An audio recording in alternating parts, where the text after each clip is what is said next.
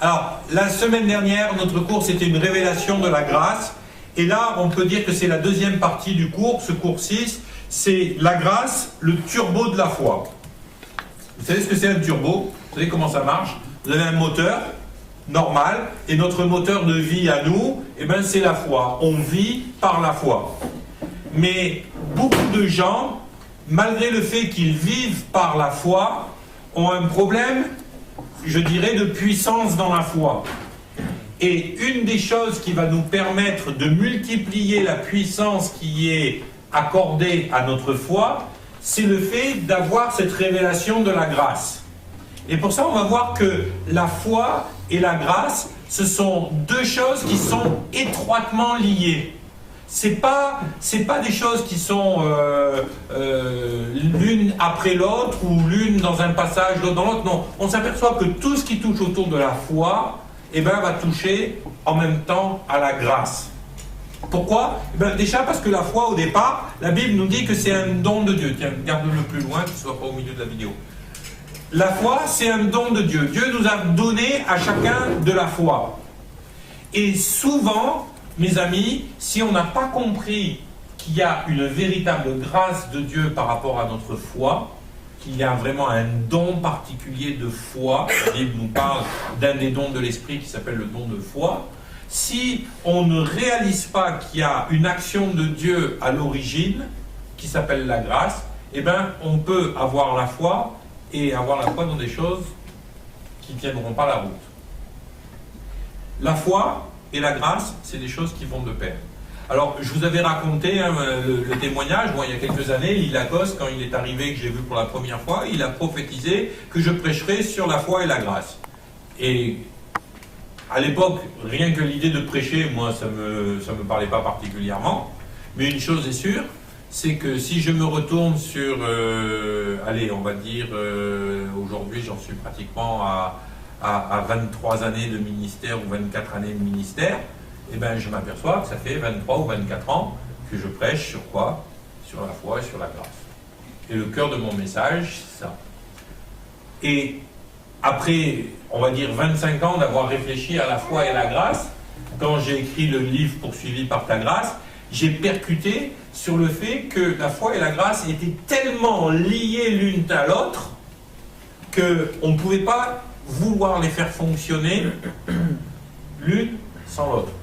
Et je vous donne un tout petit exemple par rapport à ça. On est sauvé par quoi? Par la grâce. On est bien d'accord. On n'est pas sauvé par les œuvres, on est sauvé par la grâce.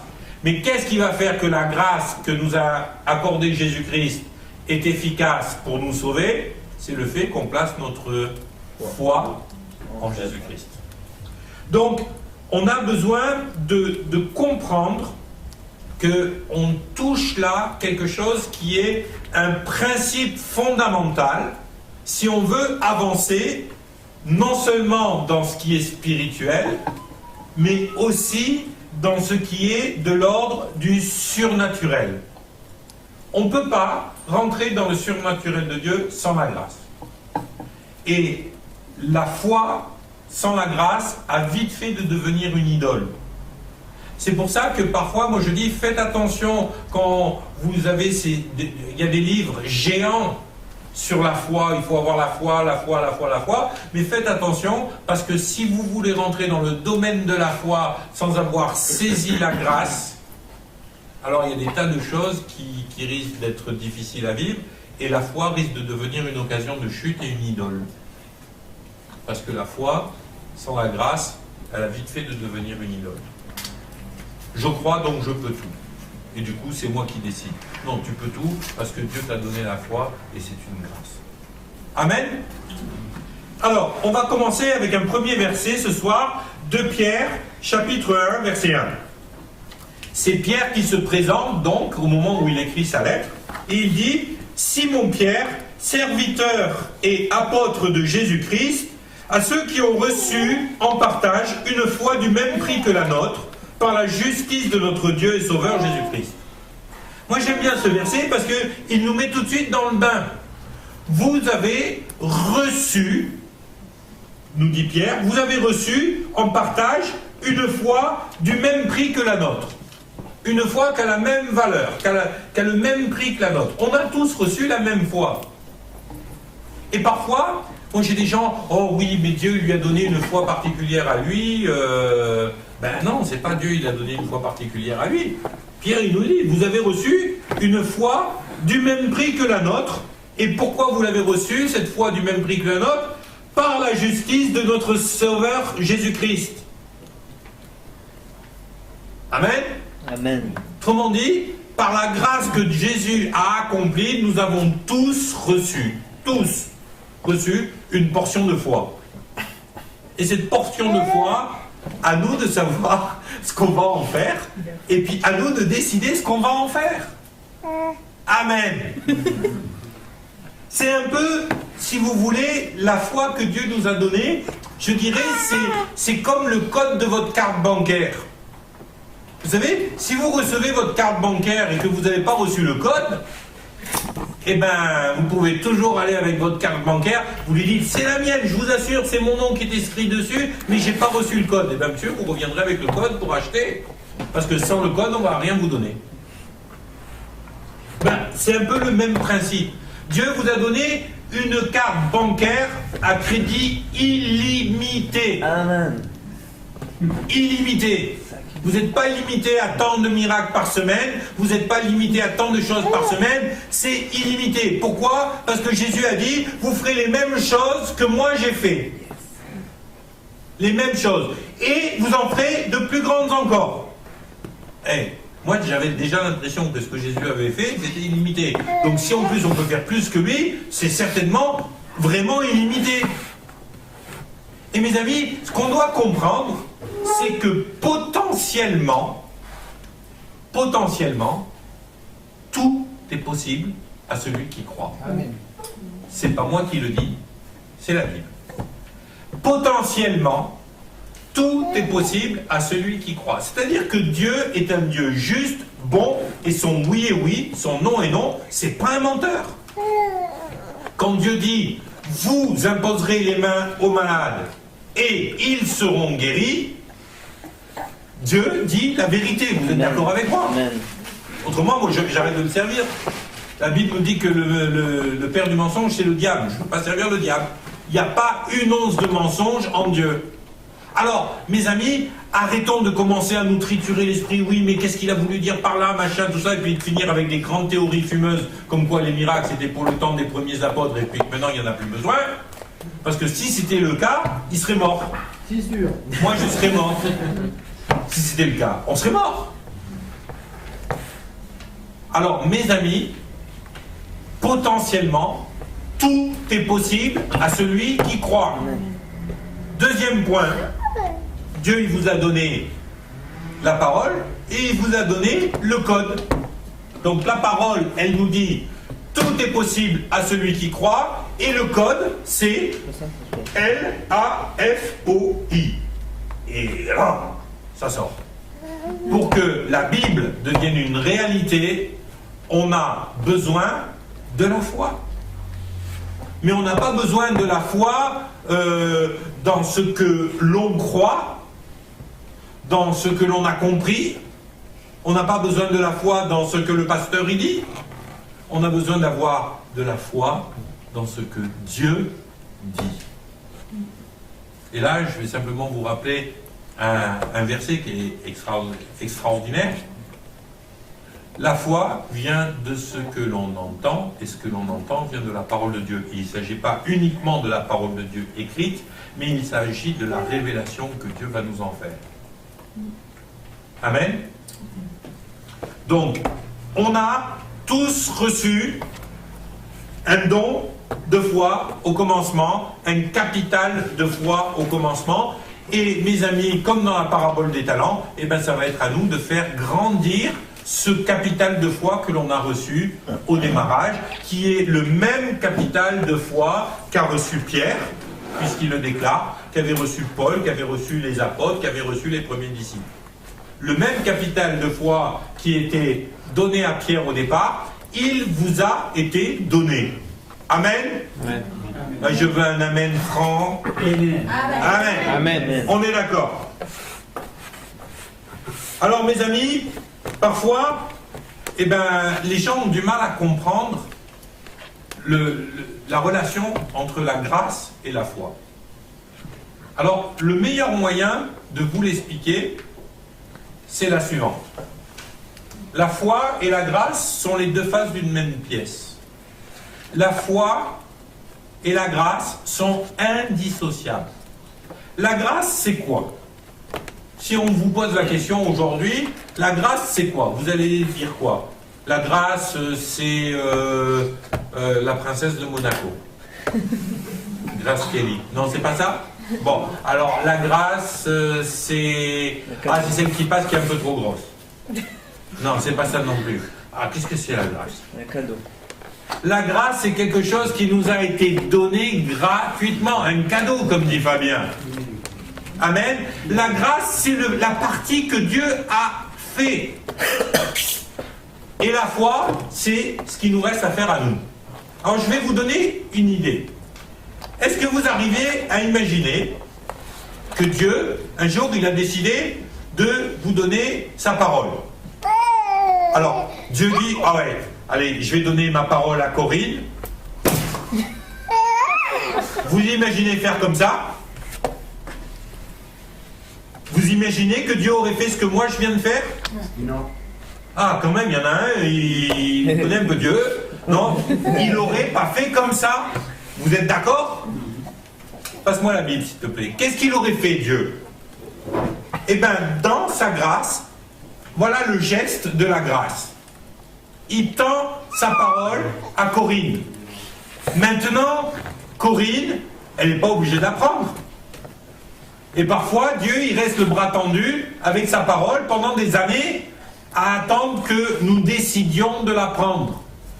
Maintenant, tout d'un coup, il y a une étincelle de foi dans le cœur de Corinne qui arrive, et tout d'un coup, elle se dit « Waouh, ce cadeau de Dieu, c'est important, je vais m'en saisir. » Qu'est-ce qu'elle va faire, Corinne? Elle va venir se saisir du don. Vas-y, prends-le.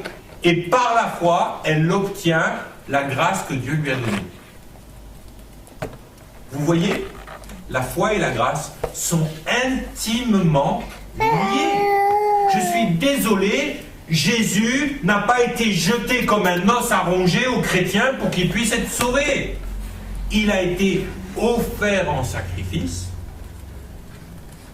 Et tu as dit, celui qui croira sera sauvé. Car Dieu a tant aimé le monde qu'il a donné, qu'il a offert à titre gracieux, de façon gratuite, sans rien attendre en retour. Il a offert son Fils unique afin que quiconque croit, autrement dit, afin que quiconque ait la foi dans ce sacrifice, ne périsse pas mais ait la vie éternelle. Eh bien mes amis, ce qui est vrai pour le salut est vrai pour chacune des choses que vous allez être amenés à demander à Dieu. Amen. Wow, ça vous fait pas du bien? Yes. Oh pétard, moi, écoutez, ça fait des années que je prêche ce message. Chaque fois que je le prononce de ma bouche, il m'émeut. Je m'en lasse pas. Parce que c'est tellement extraordinaire. Quand on comprend ça, mes amis, alors potentiellement, tout devient possible. Est-ce que j'y arrive toujours? Non. Vous le savez, je le sais, on le sait tous. Mais je sais que potentiellement, c'est comme ça que ça marche. Je me souviens quand Nathan a commencé à marcher. Nathan, il est au bout de la table, il fait aujourd'hui 1m80, mais un jour, il a été un bébé, et puis il avait décidé de marcher. Il avait aux alentours de 14 mois, et comme on n'avait pas d'appartement, on vivait chez des copains. Et ces copains, ils avaient une vieille ferme, et là où on habitait dans la ferme, la portion où on habitait, il y avait 2 chambres où on habitait, et ben, il y avait un plancher en bois qui était plus ou moins tordu, et dessus, ils avaient foutu une moquette, parce que le plancher était trop pourri, mais du coup, la moquette, on aurait dit les montagnes russes, presque. Hein. Et c'était pas facile hein, pour apprendre à marcher. Mais à un moment donné, il a voulu marcher, il s'est levé, et il a commencé. Mais il est tombé des dizaines de fois. Mais il n'arrêtait pas, il continuait, il persévérait. Et un jour, il s'est mis à marcher. Eh bien, mes amis, dans notre vie chrétienne et dans notre marche chrétienne, c'est exactement le même principe. Vous allez prier pour un malade, il ne va pas être guéri. Vous faites quoi? Oh, j'arrête, ça ne marche pas.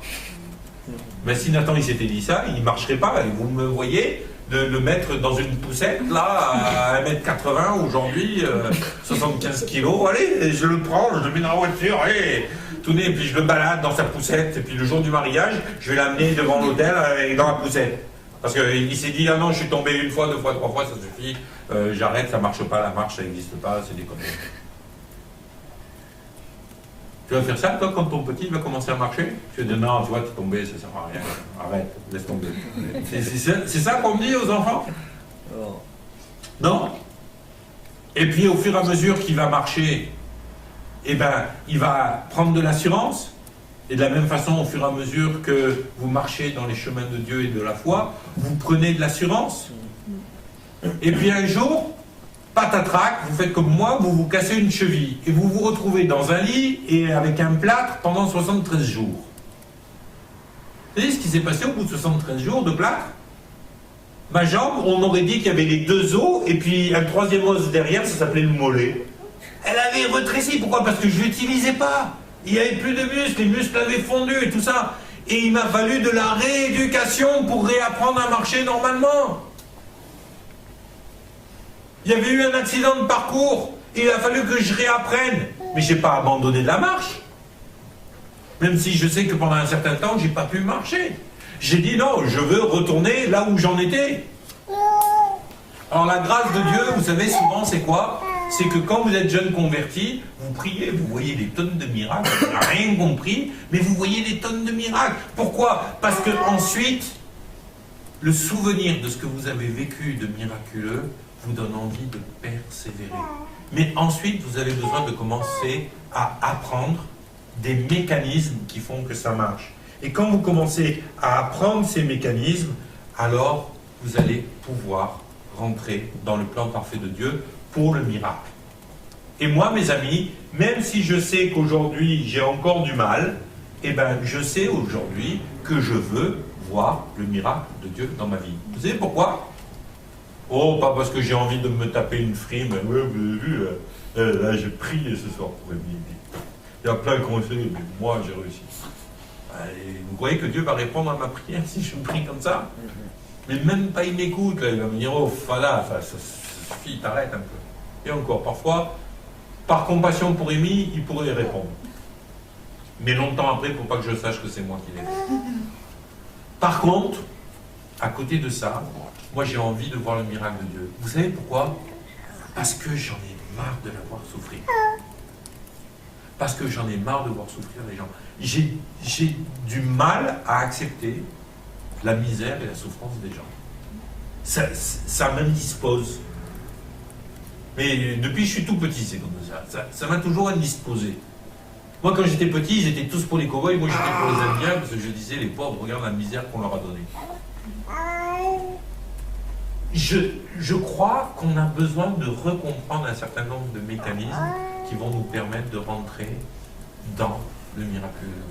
Et parmi ces mécanismes, il y en a un qui est le mécanisme principal. C'est Dieu est un Dieu de grâce. Alors autrement dit, ça veut dire quoi? Ben, je crois que le meilleur moyen de voir notre foi grandir, c'est de marcher dans la grâce de Dieu et de comprendre qu'est-ce qu'est la grâce de Dieu et de comprendre l'infaillibilité de la grâce de Dieu. Et pour ça, on va d'abord devoir comprendre que Dieu est amour. Est-ce que vous réalisez que Dieu est amour? Yes. Oui. Ben, on a besoin de le réaliser, mais mes amis, moi j'ai besoin de le réaliser tous les matins. Je vais vous dire un exemple. Hier soir, hier j'ai eu une journée pourrie. Un des jours comme ça. Vous avez une journée, vous vous levez, mais pétard, au moment où vous posez le pied par terre, alors moi j'ai bien aimé Nathan qui a témoigné la veille où, ouais, je me suis levé, je me suis dit la journée elle est pourrie, j'ai eu une journée super. Eh ben, moi, je me suis levé, je me suis dit, la journée, elle va être pourrie, et elle a été pourrie. Alors voilà, c'est des jours comme ça. Ça fait 10 jours que j'attends qu'on me répare le chauffage et l'eau chaude. Et la veille, je me suis dit, bon, allez, tant pis, ce soir, j'ai pas le courage d'aller me laver à l'eau froide. Allez, je me lave pas, demain, il y aura l'eau chaude. Et quand je suis rentré mardi soir à 22 h à la maison, persuadé que j'allais avoir de l'eau chaude, l'eau, elle n'était pas chaude. Je dis, mais punaise, c'est pas possible, il est même pas venu, le plombier, machin, tout ça, j'étais fâché. J'appelle le propriétaire, on n'a toujours ni eau chaude ni chauffage, j'en ai marre, on ne peut pas se doucher, on ne peut pas se laver, on est obligé d'aller à droite et à gauche. Mercredi matin, on part, on avait une réunion de responsables. Ma femme, elle est intelligente, ma femme. Elle me dit, je te prends de quoi te changer, une serviette pour te doucher chez Jocelyne. Et mais non, le plombier, il va venir ce matin, il m'a dit qu'il venait ce matin. J'ai mis le papier et tout pour lui expliquer ce qui ne va pas. Le propriétaire m'a dit, le plombier vient ce matin. C'est bon. On est parti chez Jocelyne. On a fait notre réunion chez Jocelyne. C'était mon jour de congé, et tant pis. Ensuite, je suis venu ici. J'ai continué à avoir une journée de merde, excusez-moi l'expression. Après, je suis rentré à la maison et je me suis dit, pétard. Moi, il y a un truc que je kiffe, vous savez quoi? C'est de me mettre dans un bain chaud et puis de discuter avec ma femme dans la salle de bain. Elle s'assoit et puis on discute. Moi, je suis dans mon bain chaud, je me bois une bière, elle me regarde, elle me trouve, elle me bade. Oh non, c'est vachement content dans mon bain. Vous avez jamais vu une photo des bébés dans le bain? Ben, c'est pareil. Par contre, moi j'ai la barbe, c'est tout. Et puis on est là et puis on discute. Et moi je me suis réjoui parce qu'après une journée aussi pourrie, je dis, ah, le bain ça va être génial. Et j'arrive, et vous savez, quand j'ai garé la voiture, j'ai vu le papier sur le portail et j'ai compris qu'il n'était pas venu.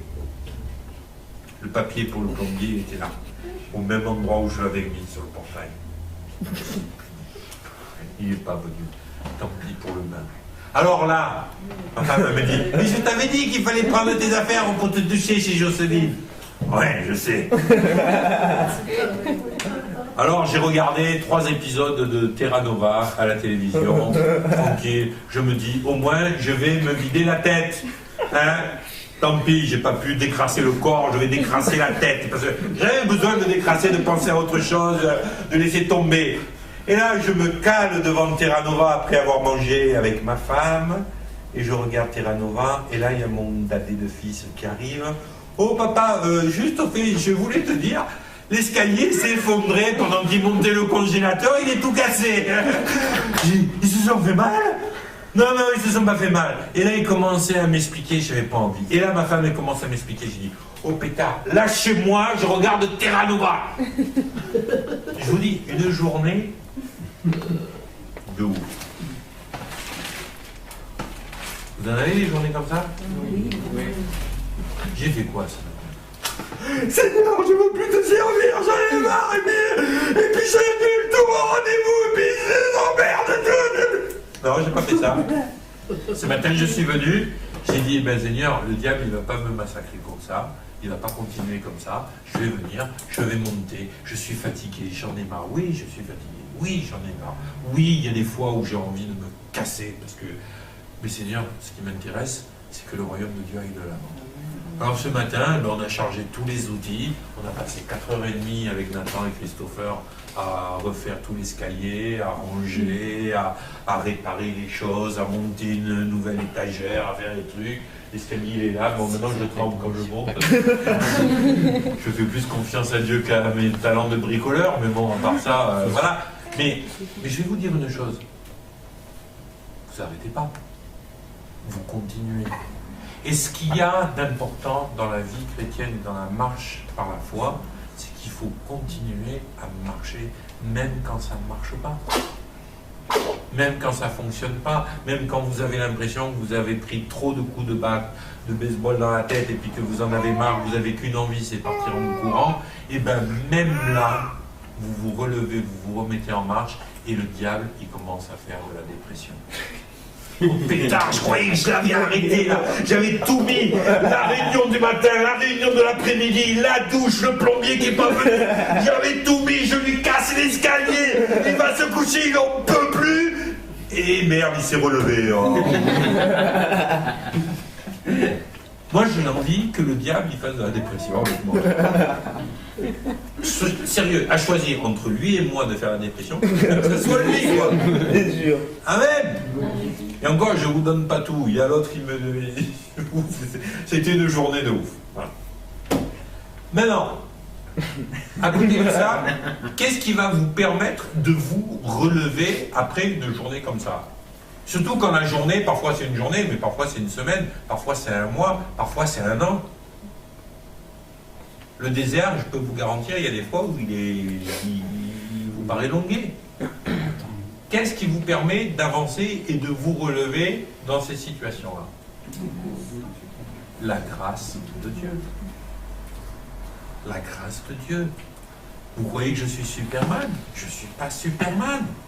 Hier soir, je suis allé me coucher, je n'étais pas Superman, j'avais qu'envie. D'ailleurs, hier, et heureusement que Dieu n'écoute pas tout ce que je dis comme bêtise, hein, parce que hier, à un moment donné, dans la journée, je dis, j'en ai marre, je rends mes billes, je m'en fous, vous prenez les billes, vous prenez tout, vous cassez avec, vous me laissez tranquille, je me sauve. Heureusement qu'il n'écoute pas. Mais le fait est, mes amis, vous croyez que Dieu, il ne comprend pas votre découragement, vos fatigues et tout ça? Mais à chaque fois que vous êtes là, qu'est-ce qu'il vient? Il vient vers vous et il vous fait grâce. Il vous dit, c'est pas grave, mon petit, repose-toi. Repose-toi, rentre dans le repos de ton maître. Repose-toi et sache une chose, moi je te veux du bien. Quelles que soient les circonstances, quelles que soient les choses que tu es en train de vivre, moi, ce que j'ai prévu pour toi, c'est un avenir et une espérance. Ce que j'ai prévu pour toi, c'est que tu aies vraiment un avenir et une espérance. Des projets de bonheur et non de malheur. C'est ça que j'ai prévu pour toi. Alors la première chose, mes amis, c'est que nous devons comprendre que Dieu est bon, qu'il a prévu pour nous un avenir, une espérance, des projets de bonheur et non de malheur, et que quelles que soient les circonstances, cela ne change rien à ce que Dieu a prévu pour moi. Amen. Amen. Pourquoi est-ce que le diable il vous donne des journées pourries comme ça, à votre avis? Parce qu'il essaye de remettre en question le fait que Dieu vous aime. Et le fait que Dieu il a un plan pour vous, et le fait que Dieu il a un avenir pour vous. Alors il vient, et puis il dit, mais t'as vu un peu ta vie? Regarde, ta douche là, que t'oses plus lever les bras tellement ça pue. C'est ça ta vie avec Dieu? Vous n'avez jamais entendu ce genre de remarques dans les oreilles quand tout va mal et le diable qui vient et qui vous dit, ah bon? Ah c'est pour ça que tu avais signé avec Dieu? Eh ben dis donc. Mais moi ça me rappelle la tentation de Christ dans le désert. Le diable il arrive, ah ouais non mais si vraiment tu étais le fils de Dieu, tu dirais ça, les pierres elles se transforment en pain, hein? C'est trop facile pour le diable de venir remettre en question qui nous sommes. C'est trop facile. Parce que quand on a perdu conscience de qui nous sommes en Christ, alors on ne peut plus rien faire pour Dieu. Vous savez pourquoi je peux prier pour les malades? Parce que je suis Michael, le Fils de Dieu. Amen. Co-héritier avec Christ de toutes les promesses de Dieu pour son Fils. Tu sais pourquoi tu peux prier par les malades? Parce que tu es Corinne, la fille de Dieu, la princesse royale. Vous êtes des princes et des princesses de sang, c'est le cas de le dire. Parce que c'est par le sang de l'alliance en Christ que vous êtes devenus princes et princesses, que vous avez été adoptés par Dieu et que vous avez la possibilité aujourd'hui de faire des mêmes miracles que Jésus-Christ. Comment est-ce que le diable est venu tenter Jésus-Christ par rapport à sa foi et tout ça? Il est venu en lui disant, ouais, non, mais si tu étais vraiment le Fils de Dieu. Et qu'est-ce qu'il fait le diable avec vous? Il dit, ah, Annabelle, si tu étais vraiment la fille de Dieu, mais il t'arriverait pas ça, ou tu n'aurais pas ce problème, ou tu aurais plus d'argent sur ton compte. Émile, si tu étais vraiment le Fils de Dieu, tu n'aurais pas passé 5 ans en maison de repos, voyons. Tu vois comment Dieu a été méchant, qui t'a laissé traîner 5 ans. Et il vient avec ça, et là, nous, on ouvre nos oreilles la plupart du temps. Alors que notre premier réflexe, ça devrait dire, mais tais-toi, t'es un menteur. Premier réflexe de Jésus, c'était quoi? Tu viens avec la parole de Dieu, mais tu rigoles ou quoi? C'est moi la parole. C'est quoi? C'est quoi ton cirque là? Et mes amis, moi je crois qu'il y a des tas de combats qu'on mène alors qu'on ne devrait même pas les mener. Quand le diable il vient vous dire des trucs, mais j'ai pas le temps de discuter avec toi, hein. T'es un menteur, moi je suis occupé à faire l'œuvre de Dieu. Je suis désolé, j'ai pas le temps de discuter avec toi. Il vient avec sa grosse méga tentation, là. Désolé, j'ai pas le temps. J'ai pas le temps. J'ai pas le temps, je suis en train de travailler au plan de Dieu. Et le jour où je suis trop HS et puis que je suis sur les genoux et qu'il vient avec sa grosse tentation et que si je suis sur le point de tomber dans la tentation parce que je suis trop HS, parce qu'il y a eu trop de pression, parce qu'il y a eu trop de choses, qu'est-ce que nous dit la Bible? Dieu ne laissera pas le diable te tenter au-delà de tes capacités. Donc ça veut dire que s'il vient au-delà de mes capacités, là c'est lui qui prend le coup de batte de baseball de la part de Dieu. Et Dieu il le renvoie dans ses 6 mètres en disant « Oh, minute, je ne laisserai pas faire. C'est mon fils que tu agresses. C'est ma fille que tu agresses, je ne te laisserai pas faire. » Ça c'est la grâce de Dieu. Si vous ne comprenez pas la grâce de Dieu, c'est difficile d'avoir foi dans les promesses de Dieu. Parce que toutes les promesses de Dieu sont basées sur une chose, je t'ai fait grâce en Jésus-Christ. J'ai fait une nouvelle alliance. J'ai signé cette alliance avec le sang de mon propre fils, donc c'est du sérieux. Si tu ne piges pas ça, eh ben, tu ne peux pas rentrer dans le miracle. Combien de fois j'ai vu des gens prier de cette façon?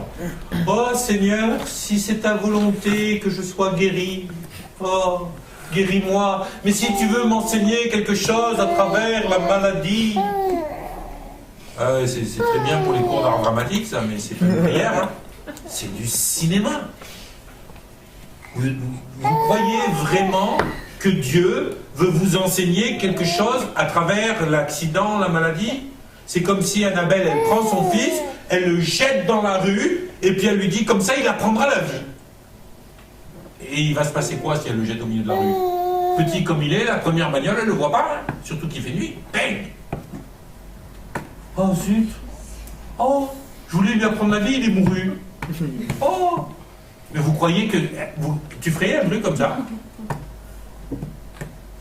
La Bible nous dit, vous qui êtes de mauvais parents, vous êtes capable de donner de bonnes choses à vos enfants, à combien plus forte raison, mon Père qui est dans les cieux vous donnera-t-il le Saint-Esprit? Et pourquoi est-ce que Jésus à ce moment-là nous parle du Saint-Esprit? Parce que le premier travail du Saint-Esprit, mes amis, c'est de venir attester à notre esprit que nous sommes adoptés et que nous sommes des enfants de Dieu. Amen. Amen. Et là, mes amis, on a une clé pour la vie par la foi. Comprendre que pour avoir une foi efficace, il va falloir que je sache au plus profond de moi que je suis un enfant de Dieu. Parce que si je n'ai pas compris que j'étais un enfant de Dieu, je ne peux pas marcher sur l'eau. Je ne peux pas prier pour les malades. Je ne peux pas chasser les démons. Je ne peux pas espérer que Dieu s'occupe de moi. Je ne peux pas espérer que Dieu a un avenir pour moi. Parce que je ne sais pas que je suis un enfant de Dieu. Ça me rappelle un jour, je ne sais pas, vous avez vu le film Largo Winch? Ben, Largo Winch, c'est une bande dessinée au départ que j'aime beaucoup. Mais personne ne sait que Largo, c'est le fils du plus grand milliardaire de Terre, quoi. Personne ne sait. Et lui, il vit sans vraiment le savoir au départ. Mais le jour où il s'en aperçoit et il comprend qu'est-ce que ça signifie, je peux vous garantir qu'il devient conscient de ce qu'il a entre les mains et puis qu'il l'utilise comme il faut. Hein. Essayez d'imaginer. Vous iriez, vous, dire... allez, qui c'est qui a des problèmes de régler ses factures en fin de mois en ce moment? Il n'y a pas que moi, c'est rigolo ça, tiens. Vous avez demandé à Bill Gates de vous payer vos factures? Pourquoi vous n'y avez pas pensé?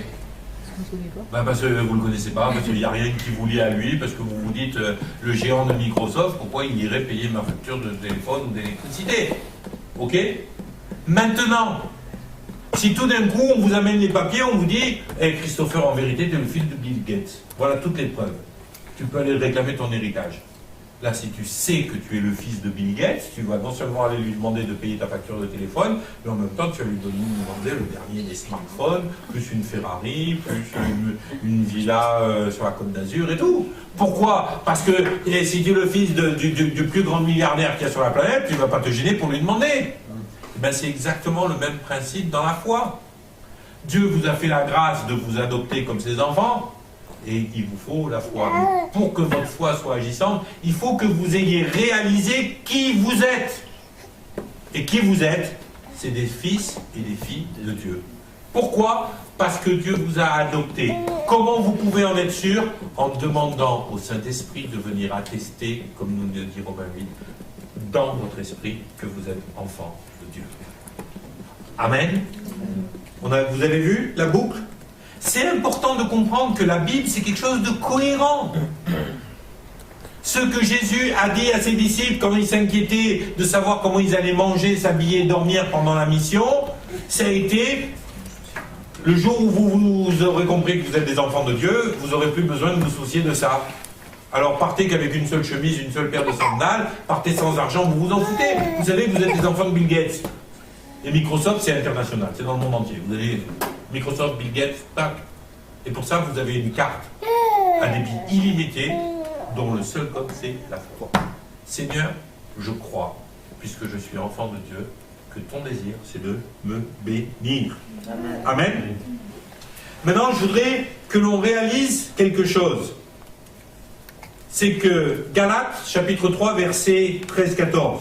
Christ nous a rachetés de la malédiction de la loi. Étant malédiction pour nous-mêmes, il est écrit, maudit soit quiconque soit pendu au bois, etc., etc. Et ensuite, il est dit, afin qu'il ait pour les païens son accomplissement en Jésus-Christ, et que nous recevions par la foi l'Esprit qui avait été promis. Et mes amis, là, on va préciser dans le grec le mot qui a été traduit par « et que nous recevions l'Esprit ». En vérité, le terme qui a été utilisé en grec, c'est le terme « lambano ». Et « lambano », si vous prenez la traduction du terme « lambano », ça se traduit par « prendre avec la main »,« saisir »,« saisir une personne ou quelque chose pour l'emmener »,« prendre ce qui est à soi »,« s'approprier », réclamer, se procurer, lutter pour obtenir, prendre quelque chose qui nous est dû. Et vous n'avez pas l'impression que c'est un peu plus actif que recevoir? Ouais. Et nous on est là, oh Seigneur, je suis prêt à recevoir, envoie-moi le Saint-Esprit. Mais si tu fonctionnes comme ça, tu risques de l'attendre longtemps. Parce que le vrai terme qui a été utilisé, c'est saisis-toi de quelque chose qui t'est dû. Alors parfois, moi j'ai des gens qui me disent « Ah, si Dieu veut me donner le Saint-Esprit ». Mais attends, c'est pas si Dieu veut te donner le Saint-Esprit, il te l'a donné et c'est un dû. Ça fait partie du package du salut. Tu es né d'eau et d'esprit. C'est à toi, prends-le. N'attends pas. Mais nous, on est là, puis « Oh, j'aimerais bien recevoir le Saint-Esprit. » La Bible, elle ne nous dit pas, attends, tu le recevras peut-être. Elle nous dit, saisis-toi, bats-toi, saisis-le, prends-le, parce que c'est à toi, c'est un dû.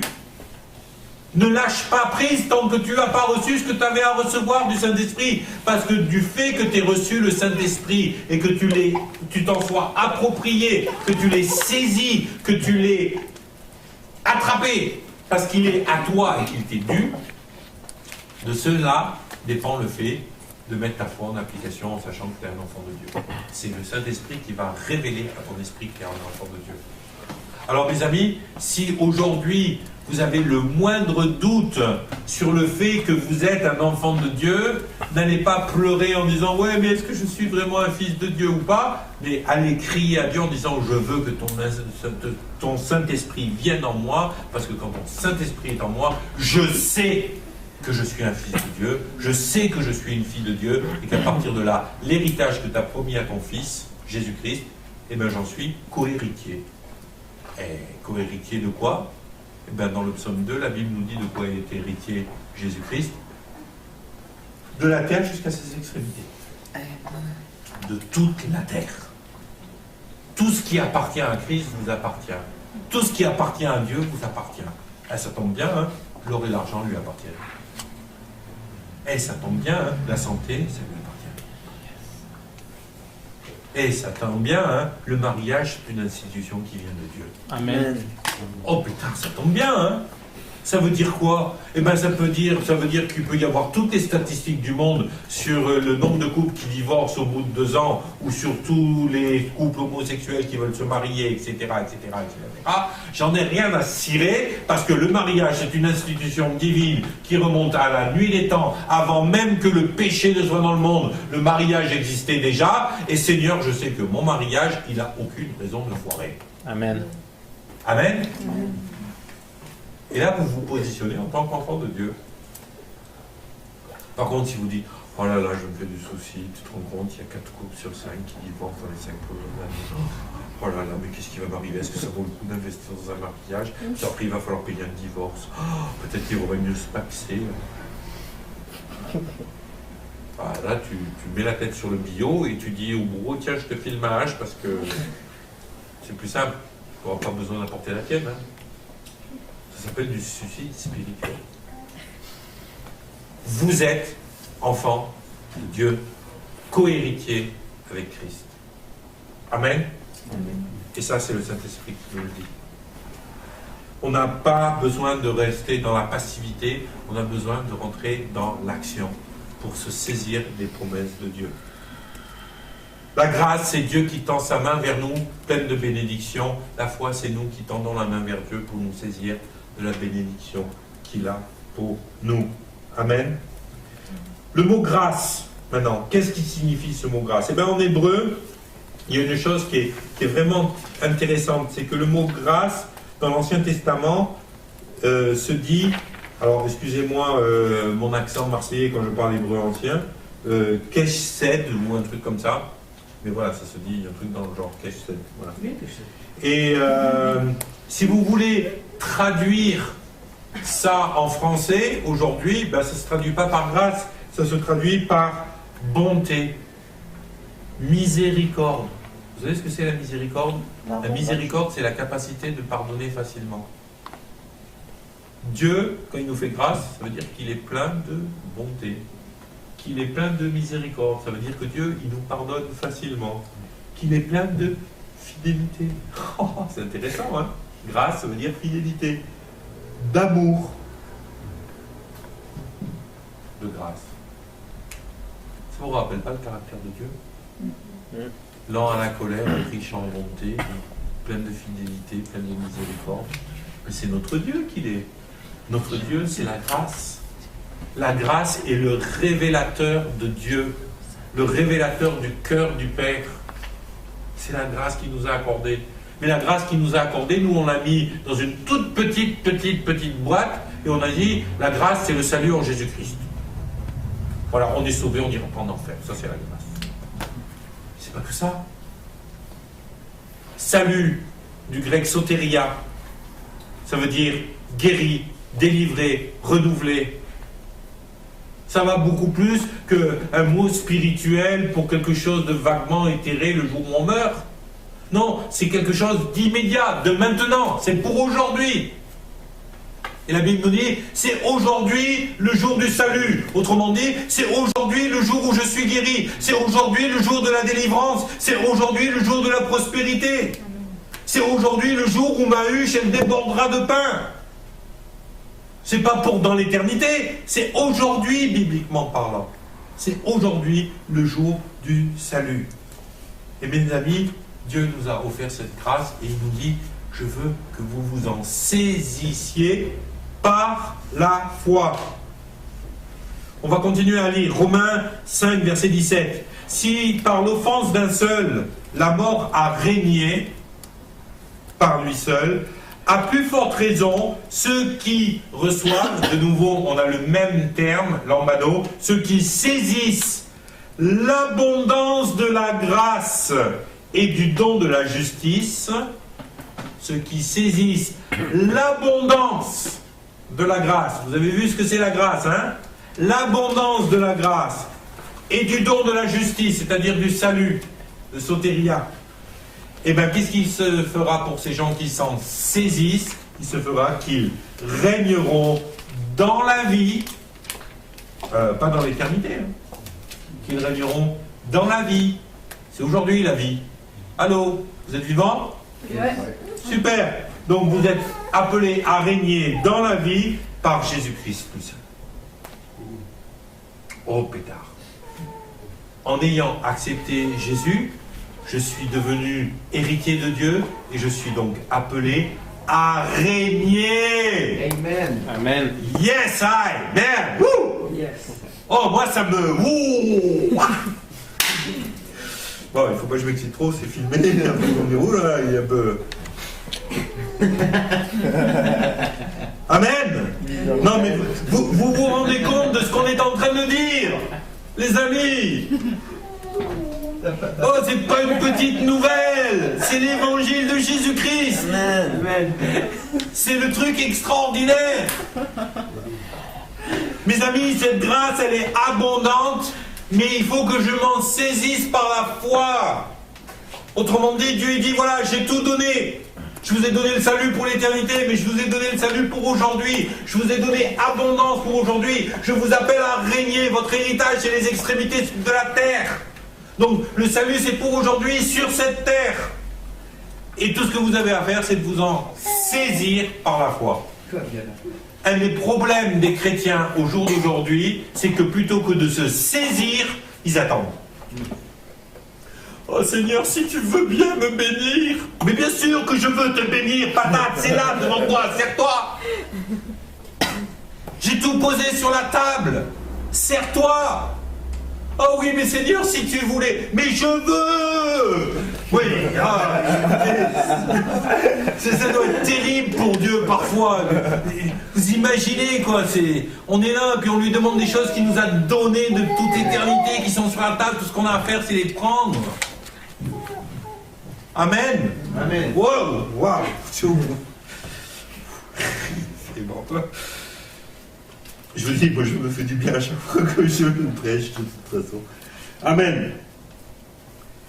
Moi je me régale. Écoutez ça. On n'est pour rien dans la grâce de Dieu. Il nous a tout fait ça cadeau. Mais vraiment, il nous l'a donné. Il nous a suivis et poursuivis par sa grâce. Écoutez ça. Psaume 23, verset 6. Oui, le bonheur et la grâce m'accompagneront tous les jours de ma vie. Oui, le bonheur et la grâce m'accompagneront tous les jours de ma vie. Là encore, mes amis, on a un problème de traduction parce que nos traductions, elles sont fadas. C'est pour ça que c'est ceux qui veulent prendre des cours en hébreu avec Janine, faites-le parce que c'est trop bien, quoi. L'année dernière, avec Jacques Charaboutique, on s'est régalé à chaque fois qu'il ouvrait la bouche. On dit, ah, c'est trop bon. Qu'est-ce que le verbe accompagner, il était au départ dans le texte hébreu? Il est dit, oui, le bonheur et la grâce m'accompagneront tous les jours de ma vie. Le terme hébreu, c'est radaf. Et vous savez ce que ça veut dire, radaf? En français, si vous traduisez radaf directement en français, c'est pas m'accompagneront, c'est me poursuivront, me persécuteront, me harcèleront. Oui, le bonheur et la grâce de Dieu me persécuteront, me poursuivront et me harcèleront jusqu'à ce qu'il m'ait béni. Amen. Essayez d'imaginer le truc. Vous êtes en train de courir et Dieu court derrière vous pour vous persécuter avec la bénédiction. Vous harcelez de ces bénédictions. Mais c'est ça qui est écrit. Alléluia. C'est ça qui est écrit. C'est pour ça que le titre de mon bouquin, c'est poursuivi par ta grâce à cause de ce verset. Moi, ça a été une révélation. Le jour où je suis tombé là-dessus, je dis, oh, mais j'ai tout compris.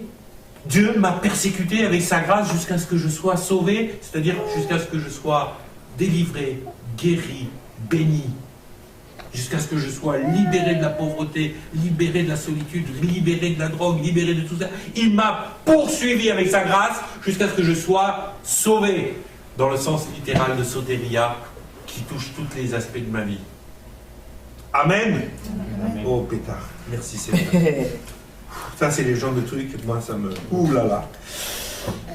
Enfin, pour terminer notre cours de ce soir, notre étude de ce soir sur la grâce, il me semble important à ce que l'on tourne un peu le cou, là, à une vieille doctrine bien religieuse et une doctrine qui est complètement mal comprise et complètement sortie de contexte dans le verset. C'est dans 2 Corinthiens, chapitre 12, versets 7 à 9. C'est Paul qui explique quelque chose qu'il est en train de vivre. Il dit, « Et pour que je ne sois pas enflé d'orgueil, à cause de l'excellence des révélations, il m'a été mis une écharde dans la chair, un ange de Satan pour me souffleter et m'empêcher de m'enorgueillir. » Je relis. Et pour que je ne sois pas enflé d'orgueil à cause de l'excellence de ces révélations, il m'a été mis une écharpe dans la chair, un ange de Satan pour me souffleter et m'empêcher de m'enorgueillir. Suite du verset. 3 fois j'ai prié le Seigneur de l'éloigner de moi, cet ange de Satan. 3 fois. Vous savez ce qui s'est passé? Eh bien, il m'a dit, à chaque fois, ma grâce te suffit, car ma puissance s'accomplit dans la faiblesse, et je me glorifierai donc bien plus volontiers de mes faiblesses, afin que la puissance de Christ repose sur moi. Si vous savez toutes les bêtises que j'ai entendues au sujet de ce verset, du style, ouais, écoute Christopher, franchement, la grâce de Dieu te suffit, quoi. Sérieux, t'étais toxico, t'étais dans le monde de la nuit, maintenant t'es sauvé, qu'est-ce que tu veux de plus, quoi. Combien de fois j'ai entendu contente-toi de ce que tu as parce que la grâce de Dieu te suffit. On vous l'a peut-être jamais dit, mais moi on me l'a dit souvent. Ouais, ça va, quoi, t'as vu déjà ce que Dieu a fait pour toi, alors moi je serais toi, je serais bien content, et puis ça suffit, quoi. Moi, la plupart du temps, on m'a dit ça pour des trucs où j'arrivais pas. Et des trucs où vous n'arrivez pas à avoir la victoire. Ma cheville, j'arrivais pas. On m'a prié 1 fois, on m'a prié 2 fois, on m'a prié 10 fois, j'ai été opéré 4 fois. J'arrivais pas de victoire, pas de victoire. Puis régulièrement, les gens, j'allais les voir, vous pouvez prier pour ma cheville. À chaque fois qu'il y avait un message sur la foi, je disais, allez, on y va par la foi. Et puis à chaque fois, je n'étais pas guéri. Puis, alors j'avais des gens qui me disaient, t'es guéri, t'es guéri. Ben non, j'ai toujours mal et puis elle est toujours enflée. Donc non, mais voilà, moi je veux bien, je suis guéri. Je sais que je suis guéri par les meurtrissures de Jésus. Je sais que potentiellement ça doit arriver. Mais là, c'est toujours enflé, ça fait toujours très mal. Donc moi j'appelle pas ça une guérison. Et vous savez, beaucoup de gens passent à côté des vraies guérisons à cause de la méthode Coué. Je suis guéri, je suis guéri, je suis guéri. Ils ne sont pas guéris, mais ils le proclament, hein, il faut le proclamer. Je suis guéri, je suis... Hey, c'est pas la méthode Coué, l'évangile. Et là, j'étais en train de leur dire, mais écoutez, je suis désolé, hein, c'est la 10e fois qu'on prie et j'ai toujours mal et puis je ne peux pas fermer la chaussure parce que à une époque, je ne pouvais plus mettre de bottes tellement la cheville était enflée en permanence, quoi. Mes bottes, mes belles tiags que j'avais à l'époque, je ne pouvais plus les mettre. C'était impossible. Ah ouais, et alors là, on a commencé à me sortir. Ouais, non, mais c'est comme Paul, quoi. Tu as reçu la grâce, ça devrait te suffire. Autrement dit, t'es sauvé, c'est déjà pas mal, quoi. Arrête d'importuner le maître avec tes bêtises, tes chevilles, compagnie. C'est d'une logique démoniaque. Il n'y a pas d'autre mot, hein. Seigneur, ils ne savaient pas, pardonne-leur, ils ne savent pas ce qu'ils disent, mais c'est d'une logique démoniaque. Parce que d'abord, ce verset, il ne nous a jamais dit ça. Si vous deviez traduire précisément ce verset, il nous dirait 3 fois, j'ai prié le Seigneur pour l'éloigner de moi. Alors pour commencer, il n'est pas dit que les chardes allaient rester, il est dit qu'il a prié 3 fois. Peut-être que la 3e fois, les chardes allaient partir, on ne sait pas. Mais a priori, il n'est pas mort malade. Hein, voilà. 3 fois, j'ai prié le Seigneur, et le Seigneur m'a dit, ma grâce te suffit. Et en vérité, si on lit ce verset dans le texte original en grec, il est dit, ma grâce est toute suffisante. C'est pas ma grâce te suffit dans le sens où contente-toi de ce que tu as et sois content avec ça, mais c'est ma grâce est toute suffisante pour répondre à ton problème. C'est quoi la grâce que Dieu avait donnée à Paul pour être toute suffisante à son problème? Mais il explique juste après. Qui c'est? Il dit après, car ma puissance s'accomplit dans la faiblesse. Je me glorifierai donc bien plus volontiers de mes faiblesses afin que la puissance de Christ repose sur moi.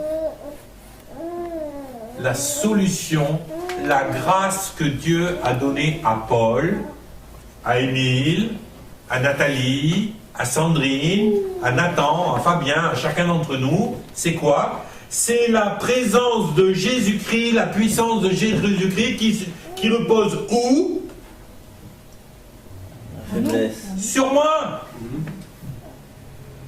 afin que la puissance de Christ repose sur moi. En vérité, Dieu il ne nous demande pas d'être faibles, puisque dans la Bible, il nous appelle des dizaines de fois à prendre courage et à nous fortifier. Excusez-moi, mais Dieu, c'est pas une girouette, il va pas vous dire, bon, ben écoute, Nathalie, aujourd'hui, non, tu seras faible. non, Nathalie, aujourd'hui, non, pas de puissance pour toi, non, désolé, pas de puissance, tu seras faible. Non, Dieu, il dit dans la Bible, prends courage, fortifie-toi.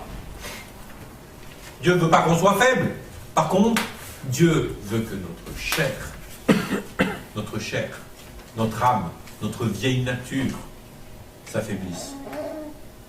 Dieu veut que notre vieille nature s'affaiblisse afin que notre nouvelle nature sur laquelle repose l'autorité de Christ, parce que nous sommes co-héritiers avec lui dans notre nouvelle nature, pas dans notre vieille nature, il veut que notre nouvelle nature en Christ prenne le relais.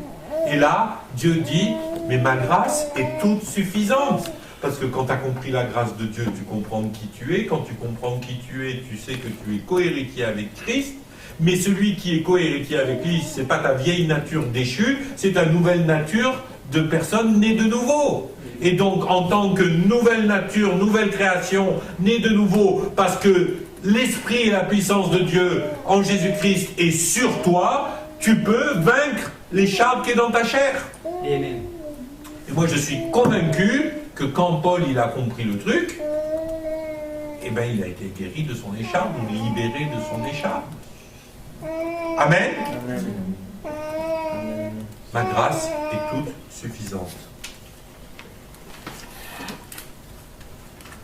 Vous savez, beaucoup de gens pensaient que une des choses dont Paul parlait, la chose dont Paul parlait au sujet de cette écharpe dans sa chair, était de l'ordre de la maladie. Alors il y en a qui ont dit qu'ils faisaient des crises d'épilepsie, moi, je ne sais pas où ils ont trouvé ça, mais bon, il y en a qui ont dit qu'ils faisaient des crises d'épilepsie, il y en a qui ont dit, je ne sais pas quoi.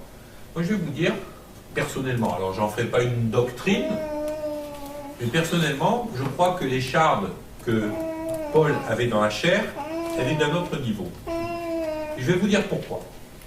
D'abord, comprenons qu'est-ce que c'est que la chair. Quand la Bible nous parle de la chair, elle ne nous parle pas de la bidoche. Ça, c'est le corps. La chair, ou ce qui est charnel, c'est ce qui a trait à notre vie sans l'esprit.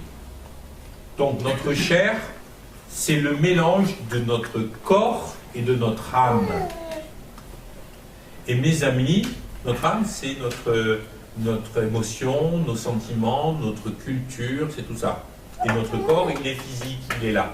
Et notre corps plus notre âme, c'est notre chair.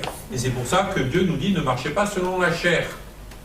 Et les convoitises de la chair, c'est-à-dire de notre âme autant que de notre corps, c'est ce qui nous éloigne, parce que notre chair, elle a des désirs contraires à ceux de l'esprit. Ok ? Donc c'est pas forcément physique. La chair, ça peut être physique, mais ça peut être aussi psychique, avec notre âme et tout ça. Et Paul nous dit qu'il avait une écharpe dans la chair, donc c'est pas forcément dans son physique qu'il avait une écharpe. Maintenant, on peut avoir une piste de réflexion par rapport à ça. C'est le début de ce verset qu'on a lu.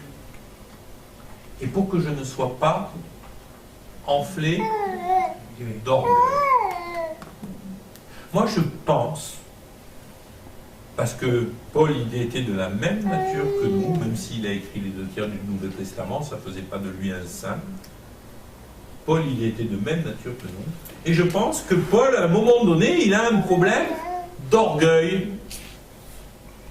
Et on le voit bien tout au long de l'histoire de Paul. Au début, il commence, et puis, ah ouais, c'est moi, Paul. Et puis après, il dit, j'ai dû me battre pour imposer mon apostolat aux 12, parce que moi, je n'avais pas marché avec eux, avec Jésus-Christ. Donc, ils se sentaient peut-être un peu rejetés des 12, ils se sentaient diminués par rapport aux 12. Et au début, il dit, ouais, il a fallu que je me batte pour mon apostolat, parce que ils avaient du mal à accepter qu'il était lui aussi apôtre de Christ. Mais ce qui est très intéressant, c'est qu'à la fin de sa vie, quand il parle de lui-même comme étant le plus petit de tous. Entre-temps, il a appris l'humilité. Moi, je crois que Paul avait un problème au départ d'orgueil. Et qu'il nous donne cet exemple, il dit, voilà, afin de ne pas être enflé d'orgueil, il m'a été mis comme un ange de Satan qui me souffletait, quoi. Donc, autrement dit, Dieu, il a permis quelque part que le diable, il vienne me titiller, à cause de mon problème d'orgueil. Et je vais vous dire, c'est pas la maladie qui vous fait marcher dans l'humilité, hein. Parce que, de toujours, les gens qui ont un esprit religieux, ils ont l'impression que dans la maladie, dans la souffrance, c'est un sujet de sanctification. Non. Ce qui nous maintient dans l'humilité quand on a des grandes révélations, c'est quand on se plante. Et moi, je vais vous dire, parfois, je suis là, je suis en train de me brosser les dents, et je dis, putain, Michael, tu t'es encore planté, quoi. Je ne me suis pas planté dans la maladie. Hein. Je me suis planté, la plupart du temps, dans un péché. Et c'est ce péché qui me maintient dans l'orgueil. Et tout d'un coup, vous êtes là, vous avez péché, et puis vous vous dites, waouh, je ne vaux pas mieux que les autres. Hein. Alors avant d'aller donner des leçons aux autres, je vais commencer par m'occuper de mon propre matricule. Et au bout d'un moment, vous arrivez à rentrer dans le ministère avec humilité parce que vous connaissez vos faiblesses, vous vous battez, vous résistez, vous faites en sorte de marcher. Mais moi, le jour où j'ai un serviteur de Dieu qui me dit, moi, j'ai pas de problème avec le péché, c'est qu'il est mort, quoi. C'est qu'il est mort. Et moi, régulièrement, j'ai des problèmes avec le péché, j'ai des problèmes avec la tentation, j'ai des problèmes avec mon caractère, j'ai des problèmes avec mes pensées, j'ai des problèmes. Demandez hier à Christopher si j'ai pas eu un problème de caractère. La complote. Mais ce que je veux dire, voilà. Hier dans le bureau, j'ai gueulé, j'étais énervé, j'ai dit des conneries parce que j'étais fâché, j'étais énervé, j'étais pas bien, je me suis fait piéger dans la colère une fois de plus. Hein. C'est pas compliqué. Et après, je suis là, et puis je suis mal, je suis irritable, j'ose pas parler, on n'ose plus me parler parce que je suis irritable. Et je me dis, oh là, j'ai tout foiré. Mais vous savez quoi? La vraie humilité, c'est quoi? La vraie humilité, c'est d'être capable de le reconnaître, mais de ne pas abandonner son poste, malgré son problème de caractère. Parce que quand je suis à mon poste, et je crois que ce soir je suis à mon poste en vous partageant ces enseignements, quand je suis à mon poste, ce n'est pas moi qui agis, ce n'est pas moi qui prêche, ce n'est pas moi qui enseigne, ce n'est pas moi qui suis l'apôtre, c'est Christ en moi, l'espérance de la gloire, qui exerce le ministère. Amen. Et la vraie humilité qui nous amène à laisser Christ se manifester dans nos faiblesses, comme je le dis, c'est l'humilité de se dire, moi je ne suis pas capable, sauf par grâce, d'exercer le ministère. Je suis en train de prêcher et d'enseigner ce soir parce que la grâce de Dieu me permet de le faire. Pas parce que je suis meilleur que vous, mais parce que la grâce de Dieu me permet de le faire. On a besoin de saisir ces choses-là si on veut avancer avec Dieu. Amen. On a fini ce deuxième cours, ce deuxième volet sur la grâce. Si vous avez envie d'approfondir les 2 derniers cours qu'on a fait, en plus des devoirs que vous allez faire pour la semaine prochaine, toutes et tous, si vous avez envie d'approfondir ça, je vous encourage véritablement à lire mon bouquin Poursuivi par la grâce, parce que je développe énormément ces choses-là dans le bouquin, et je pense qu'on a vraiment besoin de comprendre la grâce de Dieu si on veut aller de l'avant avec Dieu. Donc je vous encourage à le lire. Que le Seigneur vous bénisse. Les amis, sur Internet, vous êtes, j'espère, tous là. Ah, et alors, Isabelle, je veux un mari avec plusieurs I. Et JP, il faut pas les faire maintenant, non mais il faut écouter. Je sais pas. Un esprit solide dans les voilà. Oh là là, pétard. Et ça, il bavarde pendant les cours, hein, sur Internet. Moi, je surveille pas, mais je vois bien que vous bavardez pendant les cours, là. Oh là là. Alors, déjà lu et il est chouette, Isabelle. Merci. Il a participé à ma conversion. Gloire à Dieu. Emma, ok. Emma, tu l'as lu, le bouquin?